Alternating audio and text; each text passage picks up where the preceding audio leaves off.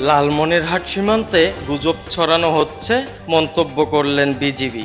সংখ্যালঘুদের নিয়ে লালমনিরহাট সীমান্তে গুজব ছড়ানো হচ্ছে, তাদের ওপর কোনো হামলা হয়নি। স্বার্থন্বেষী একটি মহল গুজব ছড়িয়ে দেশকে অস্থিতিশীল করতে চাইছে। লালমনিরহাটের তিস্তা ব্যাটালিয়নের 61 বিজিবি অতিরিক্ত পরিচালক মেজর AFM জুলকার নাইন এসব কথা জানান। শনিবার 10 আগস্ট 2024 দুপুরে হাতীবান্ধা থানার হলরুমে সংবাদ সম্মেলনে এসব বলেন তিনি। মেজর AFM জুলকার নাইন আরও বলেন, লালমনিরহাট সীমান্তের কোনো জায়গায় সংখ্যালঘুদের উপর হামলা হয়নি। স্বার্থন্বেষী একটি চক্র গুজব ছড়িয়ে অস্থিতিশীল করার চেষ্টা করছে, ফলে সীমান্তে ঢল নেমেছিল।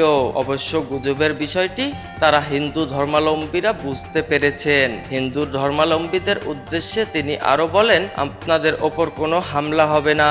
যেহেতু হামলা হয়নি, সেক্ষেত্রে আতঙ্কিত হওয়ার কিছু নেই। আমরা আপনাদের আশ্বস্ত করছি, আপনারা নিজ নিজ বাড়ি ফিরে যান। আমরা আপনাদের নিরাপত্তার ব্যবস্থা করেছি। তিনি আরও বলেন, হিন্দু, মুসলিম, বৌদ্ধ, খ্রিস্টান বা অন্য যে কোনো ধর্মের যারা রয়েছেন, আমরা সবাই বাংলাদেশি, তাই তাদের নিরাপত্তা প্রদান এখন সবচেয়ে গুরুত্বপূর্ণ বিষয়।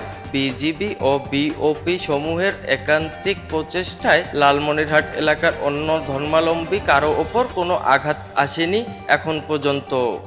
এ সময় হাতীবান্ধা থানার অফিসার ইনচার্জ মোহাম্মদ মাহফুজুর রহমান সহ পুলিশ ও বিজিবি সদস্যরা উক্ত সংবাদ সম্মেলনে উপস্থিত ছিলেন। এর আগে শুক্রবার বিকেলে লালমনিরহাটের হাতীবান্ধায় গুজব ছড়িয়ে পড়লে ৩ শতাধিক হিন্দু বাংলাদেশ ভারত সীমান্তে এসে ভিড় করেন। পরে বিএসএফ ও বাংলাদেশের স্থানীয় প্রশাসন তাদের সঙ্গে কথা বললে তারা বাড়ি ফিরে যান। Update Times online desk, Lalmonirhat.